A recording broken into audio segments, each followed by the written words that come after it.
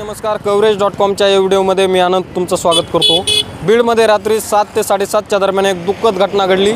त्यामध्ये जो अपघात झालेला आहे पाली परिसरामध्ये एका आजींचा अंत्यविधी चालू होता। नेमका अपघाताची घटनाक्रम काय आहे तोच मी सांगणार आहे।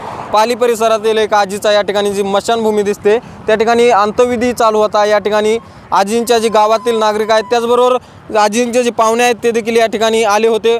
मात्र या ठिकाणी जर बघायला गेलं तर हा धुळे सोलापूर महामार्ग आहे। या ठिकाणी मोठ्या प्रमाणात लाईनच्या गाड्या देखील जात असतात, मोठा महामार्ग आहे आणि याच ठिकाणी जो पिकअप देखील आहे कॅमेऱ्याच्या माध्यमातून जर बघायला गेलं तर हा समोर जो पडलेला पिकअप आहे तो पिकअप या ठिकाणी वरून घाटावरून गेवराईकडे मजदूरांना घेऊन जात होता। या मजदूरांना सोयाबीन काढण्यासाठी देखील वर मजदूर गेल्याचं सांगितलं जातं। या ठिकाणी या पिकअपला जे आहे ती जी लाईनची गाडी असते कंटेनर त्या गाडीनं कट मारल्याचं देखील सांगितलं जातं आहे आणि या कट मारल्यानंतर जो आहे तो पिकअपवाल्याचा जो आहे तो त्याला बॅलन्स सांभाळता आलं नाही आणि तो पिकअप थेट जे अंत्यविधीसाठी आलेले नागरिक आहेत त्यांच्यात घुसला।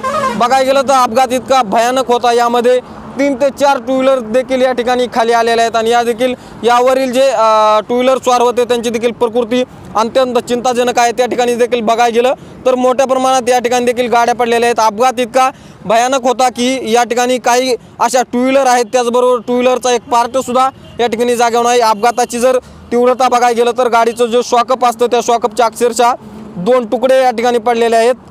त्याचबरोबर इकडे जर बघायचं झालं तर पिकअप सुद्धा अत्यंत खाली दरीत म्हणता येईल, वर रोड आहे, धुळे सोलापूर महामार्ग आहे आणि त्या खाली देखील या ठिकाणी पिकअप किती खाली गेलेला आहे याची जर अपघाताची तीव्रता बघायची झाली तर या ठिकाणी जी स्मशानभूमी आहे याच ठिकाणी त्या आजींचा अंत्यविधीचा कार्यक्रम चालू होता आणि अंत्यविधीसाठी जे आलेले पाहुणे असतील त्याचबरोबर गावातील नातेवाईक असतील ते या ठिकाणी बसलेले असताना त्या पिकअपवाल्याचं जे आहे तो बॅलन्स त्याला झालं नाही आणि थेट या ठिकाणाहून ते जे पिकअप जे आहे ते या ठिकाणी आलं। जर अपघाताची तीव्रता बघायचं झालं तर ही एक स्प्लेंडर हिरो होंडा कंपनीची गाडी आहे। या गाडीचा अक्षरशः एकही पार्ट जागेवर राहिलेला नाही। बघायला गेलं तर या गाडीचं दुसरं चाकसुद्धा हे मिसिंग आहे, त्याचबरोबर गाडीचं एकही पार्ट या ठिकाणी जागेवर राहिलेला नाही। अपघाताची तीव्रता तुम्ही यावरून अंदाज लावू शकता की हा जो अपघात आहे तो किती तीव्र असेल आणि त्या पिकअपवाल्याचा जो वेग असेल तो देखील किती वेग असेल। त्या ठिकाणी मी जर दाखवायचा प्रयत्न केला तर हेच ते पिकअप आहे। याचमध्ये जे मजदूर आहेत ते वरून घाटावरून गेवराईकडे जात असल्याचं सांगितलं जातं आहे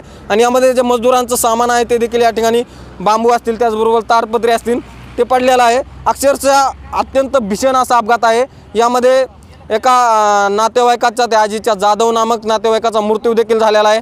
तर त्याचबरोबर हे जे पिकअप होतं पिकअपमधील त्याचबरोबर जे बाईक स्वार होते त्यांची देखील प्रकृती अत्यंत चिंताजनक आहे। नक्कीच त्यांच्यावर बीड येथील शासकीय रुग्णालयात उपचार सुरू आहेत। यामध्ये एका व्यक्तीचा अत्यंत दुर्दैवी मृत्यू झालेला आहे उपचारादरम्यान। हा अपघात जर बघायला गेलं तर अत्यंत दुःखद आणि दुर्दैवी ही बीडमधील अपघाताची घटना घडल्यानंतर मोठ्या प्रमाणात वाहतूक देखील विस्कळीत झाली होती। ग्रामीण पोलीस स्टेशनचे पोलीस निरीक्षक खेडकर साहेब देखील या ठिकाणी येऊन ती वाहतूक जी आहे त्यांनी सुरळीत करण्यात आली आणि यानंतर जो या ठिकाणी झालेली वाहतूक कोंडी आहे ती देखील या ठिकाणी सुरळीत करण्यात आली। परंतु अपघाताची जर तीव्रता बघायला गेली तर अत्यंत दुःखद आणि वेदनादायी बीडमधील ही घटना म्हणावी लागेल। जे मृत पावलेले आहेत त्यांच्या नक्कीच आत्म्याला शांती लाभो हीच कवरेज.com कडून त्यांना भावपूर्ण श्रद्धांजली। आता अंत्यविधी चालू होता तिथं पुलाच्या अलीकडे खटकळी पुल आहे तिथं पुलाची अंत्यविधी चालू होता। लोक खाली गेलेले होते आणि हायवे चिटकून असल्यामुळे तिथून एक कंटेनर जात होता। त्या कंटेनरनं पिकअपवाल्याला जोराची धडक दिली, त्यामुळं पिकअप रस्ता सोडून खाली आला। रस्त्याच्या कडेच्या गाड्या उडवल्या, काही माणसांना उडवलं त्यांनी, त्याच्यातला एका पाहुण्याला मार लागलाय। तर त्यांची प्रकृती एकदम नाजूक आहे, शक्यता कमी आहे त्यांची वाचण्याची। किती जखमी झाले एकंदरीत पाहायला गेलं तर जवळपास एक 8-10 लोक जखमी आहेत। त्याच्यामध्ये काही टेम्पो मधले 7-8 लोक आहेत, पण त्यांना मार किती लागलाय आम्ही फक्त बाहेर काढले ते, आता कुठल्या हॉस्पिटलला गेले ते नाही सांगता यायचं।